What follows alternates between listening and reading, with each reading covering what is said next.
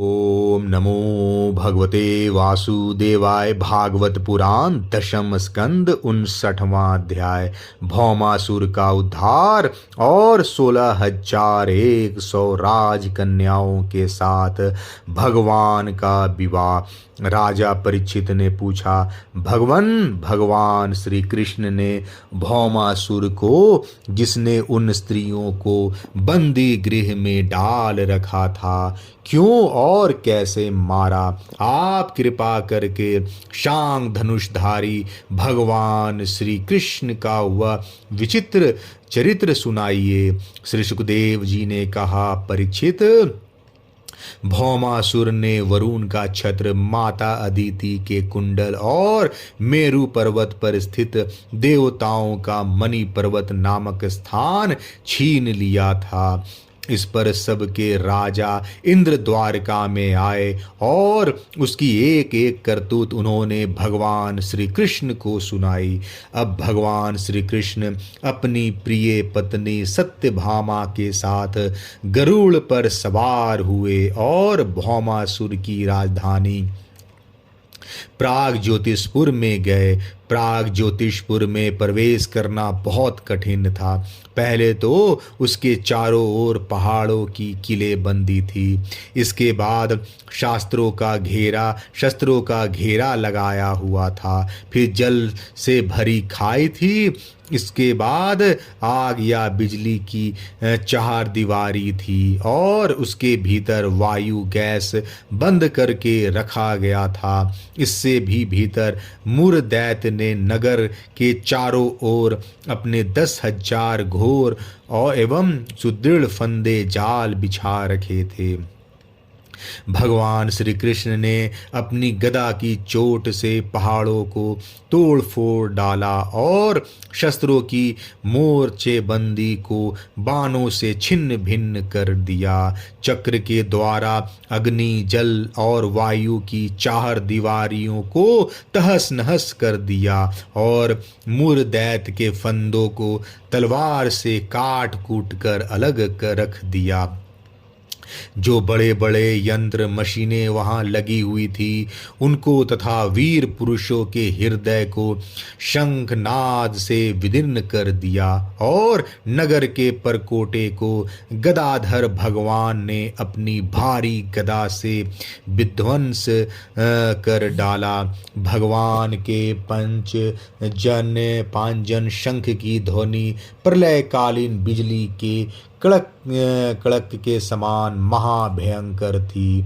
उसे सुनकर मुर दैत्य की नींद टूटी और वह बाहर निकल आया। उसके 5 सिर थे और अब तक वह जल के भीतर सो रहा था।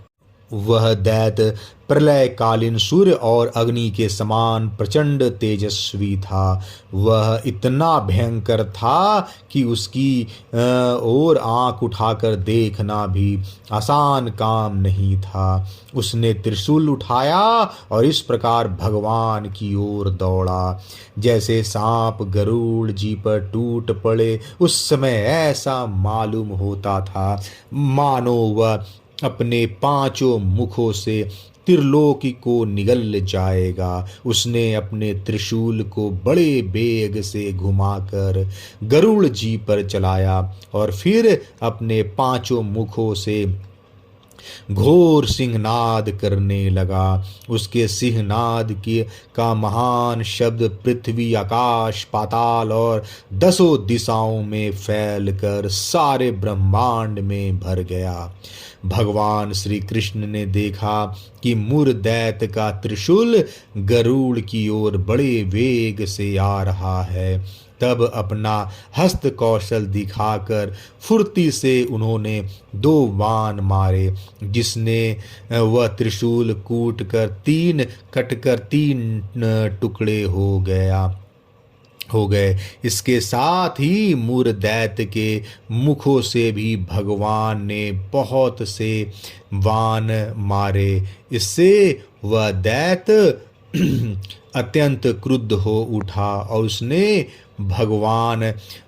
उसने भगवान पर अपनी गदा चलाई, परंतु भगवान श्री कृष्ण ने अपनी गदा के प्रहार से मूर दैत्य की गदा को अपने पास पहुँचने के पहले ही चूर चूर कर दिया। अब वह अस्त्रहीन हो जाने के कारण अपनी भुजाएं फैलाकर श्री कृष्ण की ओर दौड़ा और उन्होंने खेल खेल में ही चक्र से उसके 5 सिर उतार लिए। सिर कटते ही मुर दैत्य के प्राण पखेरु उड़ गए और वह ठीक वैसे ही जल में गिर पड़ा जैसे इंद्र के वज्र से शिखर कट जाने पर कोई पर्वत समुद्र में गिर पड़ा हो।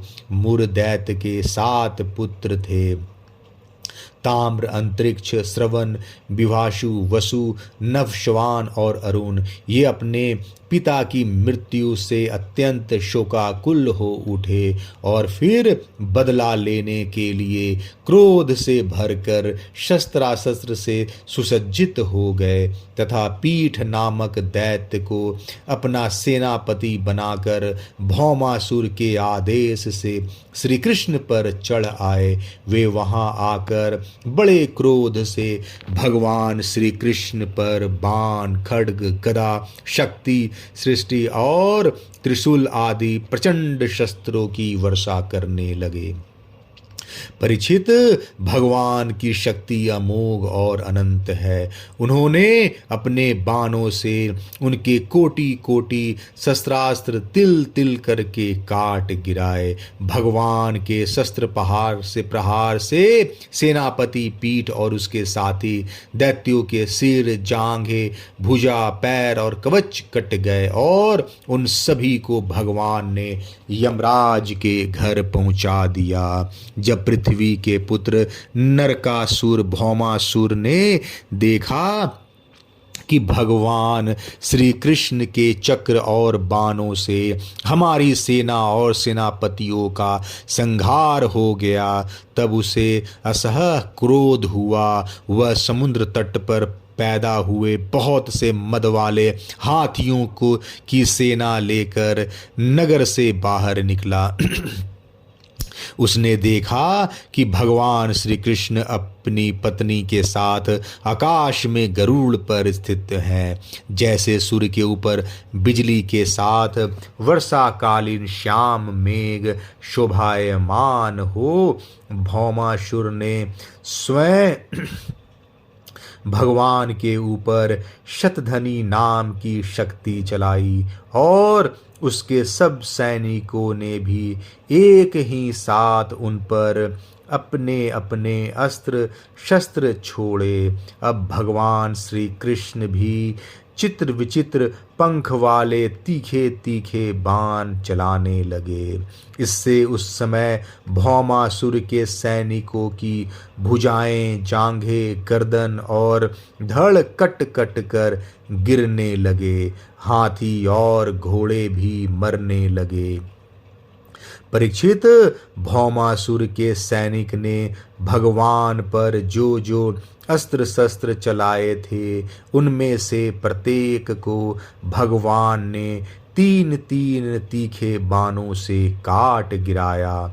उस समय भगवान श्री कृष्ण गरुड़ जी पर सवार थे और गरुड़ जी अपने पंखों से हाथियों को मार रहे थे। उनकी चोंच, पंख और पंजों की मार से हाथियों को बड़ी पीड़ा हुई और वे सब के सब आर्त होकर युद्ध भूमि में भागकर नगर में घुस गए।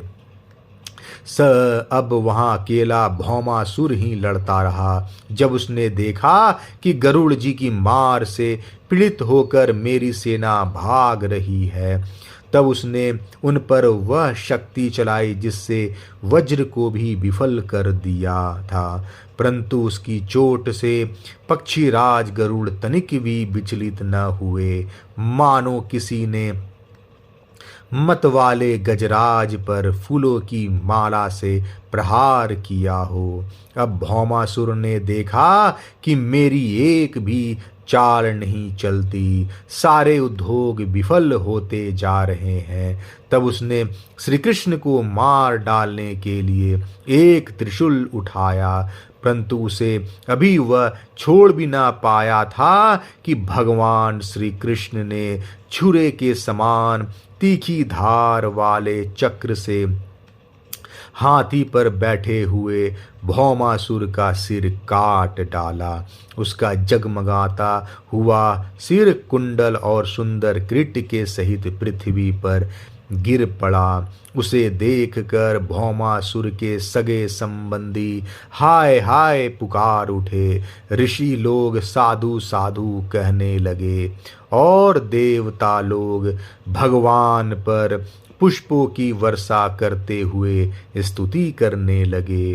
अब पृथ्वी भगवान के पास आई। उसने भगवान श्री कृष्ण के गले में बैजंती के साथ वनमाला पहना दी और अदिति माता के जगमगाते हुए कुंडल, जो तपाए हुए सोने के एवं रत्न जटित थे, भगवान को दे दिए तथा वरुण का छत्र और साथ ही एक महामणि भी उनको दी। राजन, इसके बाद पृथ्वी देवी बड़े बड़े देवताओं के द्वारा पूजित विश्वेश्वर भगवान श्री कृष्ण को प्रणाम करके हाथ जोड़ के भक्ति भाव भरे हृदय से उनकी स्तुति करने लगी। पृथ्वी देवी ने कहा, शंख चक्र गदाधारी देवेश्वर, मैं आपको नमस्कार करती हूँ। परमात्मन, आप अपने भक्तों की इच्छा पूर्ण करने के लिए उसी के अनुरूप रूप प्रकट किया करते हैं। मैं आपको नमस्कार करती हूँ। प्रभो, आपकी नाभि से कमल प्रकट हुआ है। आप कमल की माला पहनते हैं। आपके नेत्र कमल से खिले हुए और शांतिदायक हैं। आपके चरण कमल के समान सुकुमार और भक्तों के हृदय को शीतल करने वाले हैं। आपको मैं बार बार नमस्कार करती हूँ। आप समग्र ईश्वर, धर्म, यश, संपत्ति, ज्ञान और वैराग्य के आश्रय हैं। आप सर्वव्यापक होने पर भी स्वयं वसुदेव नंदन के रूप में प्रकट हैं। मैं आपको नमस्कार करती हूँ। आप ही पुरुष हैं और समस्त कारणों के भी परम कारण हैं। आप स्वयं पूर्ण ज्ञान स्वरूप हैं। मैं आपको नमस्कार करती हूँ। आप स्वयं तो हैं जन्म रहित, परंतु इस जगत के जन्मदाता आप ही हैं। आप ही अनंत शक्तियों के आश्रय ब्रह्म हैं। जगत का जो कुछ भी कारण मैं रूप है, जितने भी प्राणी या अप्राणी हैं, सब आपके ही स्वरूप हैं। परमात्मन, आपके चरणों में बार बार मेरा नमस्कार है। प्रभो, जब आप जगत की रचना करना चाहते हैं, तब उत्कट रजोगुणों को, और जब इसका प्रलय करना चाहते हैं, तब तमोगुण को, और जब इसका पालन करना चाहते हैं, तब सत्वगुण को स्वीकार करते हैं। परंतु यह सब करने पर भी आप इन गुणों से ढकते नहीं, लिप्त नहीं होते। जगतपते, आप स्वयं ही प्रकृति, पुरुष और दोनों के संयोग वियोग के हेतु काल हैं तथा उन तीनों से परे भी हैं। भगवन, मैं पृथ्वी, जल, अग्नि, वायु, आकाश, पंचतन मात्राएं, मन, इंद्रिय और इनके अधिष्ठात्र देवता, अहंकार और महतत्व, कहाँ तक कहूँ, यह संपूर्ण चराचर जगत आपके अद्वितीय स्वरूप में ब्रह्म के कारण ही पृथक प्रतीत हो रहा है। शरणागत भय भंजन प्रभो, मेरे पुत्र भौमासुर का यह पुत्र भगदत्त अत्यंत भयभीत हो रहा है। मैं इसे आपके चरण कमलों की शरण में ले आई हूँ। प्रभु, आप इसकी रक्षा कीजिए और इसके सिर पर अपना वह कर कमल रखिए जो सारे जगत के समस्त पाप तापों को नष्ट करने वाला है। श्री सुखदेव जी कहते हैं, परीक्षित, जब पृथ्वी ने भक्ति भाव से विनम्र होकर इस प्रकार भगवान श्री कृष्ण की स्तुति प्रार्थना की, तब उन्होंने भगदत्त को अभय दान दिया और भौमासुर के समस्त संपत्तियों से संपन्न महल में प्रवेश किया। वहां जाकर भगवान ने देखा कि भौमासुर ने बलपूर्वक राजाओं से 16,000 राजकुमारियां छीनकर अपने यहाँ रख छोड़ी थी। जब उन राजकुमारियों ने अंतःपुर में पधारे हुए नरश्रेष्ठ भगवान श्री कृष्ण को देखा, तब वे मोहित हो गईं और उन्होंने उनकी अहेतु की कृपा तथा अपना सौभाग्य समझकर मन ही मन भगवान को अपने परम प्रियतम पति के रूप में वरण कर लिया। उन राजकुमारियों से प्रत्येक ने अलग अलग अपने मन में यही निश्चय किया कि ये श्री कृष्ण ही मेरे पति हो और विधाता मेरी इस अभिलाषा को पूर्ण करे। इस प्रकार उन्होंने प्रेम भाव से अपना हृदय भगवान के प्रति निछावर कर दिया। तब भगवान श्री कृष्ण ने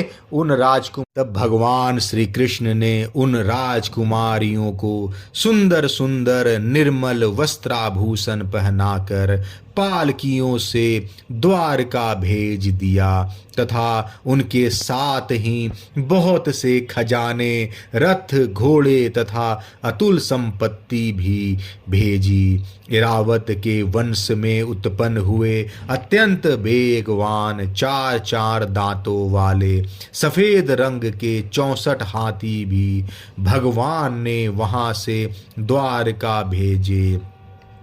इसके बाद भगवान श्री कृष्ण अमरावती में स्थित देवराज इंद्र के महलों में गए। वहां देवराज इंद्र ने अपनी पत्नी इंद्राणी के साथ सत्यभामा जी और भगवान श्री कृष्ण की पूजा की। तब भगवान ने अदिति के कुंडल उन्हें दे दिए। वहां से लौटते समय सत्यभामा जी की प्रेरणा से भगवान श्री कृष्ण ने कल्प वृक्ष उखाड़ कर गरुड़ पर रख लिया और देवराज इंद्र तथा समस्त देवताओं को जीत कर उसे द्वारका में ले आए। भगवान ने उसे सत्यभामा के महल के बगीचे में लगा दिया। इससे उस बगीचे की शोभा अत्यंत बढ़ गई। कल्प वृक्ष के साथ उसके गंध और मकरंद के लोभी भौरे स्वर्ग से द्वारका में चले आए। परीक्षित, देखो तो सही, जब इंद्र को अपना काम बनाना था तब तो उन्होंने अपना सिर झुकाकर मुकुट की नोक से भगवान श्री कृष्ण के चरणों का स्पर्श करके उनसे सहायता की भिक्षा मांगी, परंतु जब काम बन गया तब उन्होंने उन्हीं भगवान श्री कृष्ण से लड़ाई ठान ली। सचमुच ये देवता भी बड़े तमोगुणी हैं और सबसे बड़ा दोष तो उनमें धन्याढ्यता का है। धिक्कार है ऐसे धन्याढ्यता को। तदंतर भगवान श्री कृष्ण ने एक ही मुहूर्त में अलग अलग भवनों में अलग अलग रूप धारण करके एक ही साथ सब राजकुमारियों का शास्त्रोक्त विधि से पानी ग्रहण किया। सर्वशक्तिमान अविनाशी भगवान के लिए इसमें आश्चर्य की कौन सी बात है। परीक्षित, भगवान की पत्नियों के अलग अलग महलों में ऐसे दिव्य सामग्रियां भरी हुई थी जिनके बराबर जगत में कहीं भी और कोई भी सामग्री नहीं है।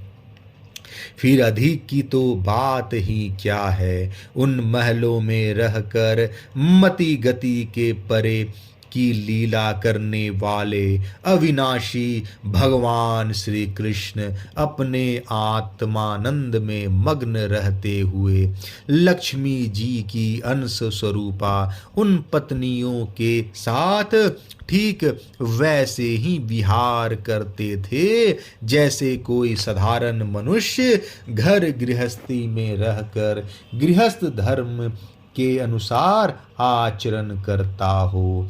परीक्षित, ब्रह्मा आदि बड़े बड़े देवता भी भगवान के वास्तविक स्वरूप को और उनकी प्राप्ति के मार्ग को नहीं जानते।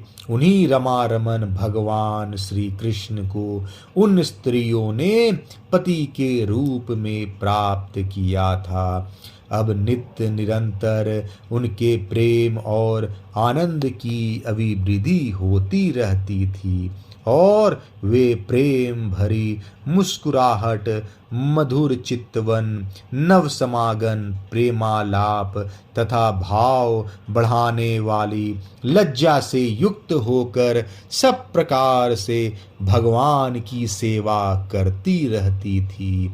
उनमें से सभी पत्नियों के साथ सेवा करने के लिए सैकड़ों दासियां रहती। फिर भी जब उनके महल में भगवान पधारते तब वे स्वयं आगे जाकर आदर पूर्वक उन्हें लिवा लाती, श्रेष्ठ आसन पर बैठाती, उत्तम सामग्रियों से पूजा करती, चरण कमल पखारती, पान लगाकर खिलाती, पांव दबाकर थकावट दूर करती, पंखा झलती, इत्र, फुलेल, चंदन आदि लगाती, फूलों के हार पहनाती, केश संवारती, सुलाती, स्नान कराती और अनेक प्रकार के भोजन कराकर अपने ही हाथों से भगवान की सेवा करती।